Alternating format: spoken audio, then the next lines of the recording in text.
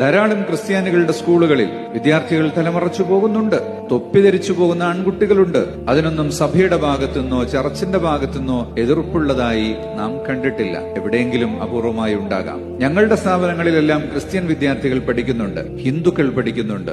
ശബരിമലയിൽ പോകുന്ന കാലത്ത് ഹിന്ദുക്കൾക്ക് കറുത്ത വസ്ത്രം ധരിക്കുന്നതിന് നമ്മുടെ കലാലയങ്ങളിൽ യാതൊരു വിലക്കും ഏർപ്പെടുത്താറില്ല എന്നല്ല, അതൊരാദരവോടുകൂടിയാണ് കാണുന്നത്. ഒട്ടുതെട്ടു വരുന്ന കുട്ടികളുണ്ട്, കുരിശ് ധരിച്ചു വരുന്നവരുണ്ട്. കുരിശ് ധരിക്കൽ അവർക്ക് മതത്തിന്റെ ഒരു എസൻഷ്യൽ ഭാഗമൊന്നും അല്ലെങ്കിൽ പോലും അവരുടെ ആചാരത്തിന്റെ ഭാഗമായി ചില കുടുംബത്തിൽപ്പെട്ടവർ വിദ്യാർത്ഥികൾ പോലും കുരിശ് ധരിച്ചു വരിക എന്ന് വരുമ്പോ അതിന് തടയാറില്ല. മുസ്ലിം മാനേജ്മെന്റ് സ്കൂളുകളിൽ തൊപ്പി ധരിക്കുന്നത് ചിലയിടങ്ങളിൽ അത് യൂണിഫോമിന്റെ ഭാഗമായിട്ട് പുസ്തകങ്ങളിൽ പ്രോസ്പെക്ടസുകളിൽ എഴുതി വെച്ചിട്ടുള്ളതാണ്. അതുപോലെ പെൺകുട്ടികൾക്ക് തലമറക്കുന്നതും എഴുതി വെച്ചിട്ടുള്ളതാണ്.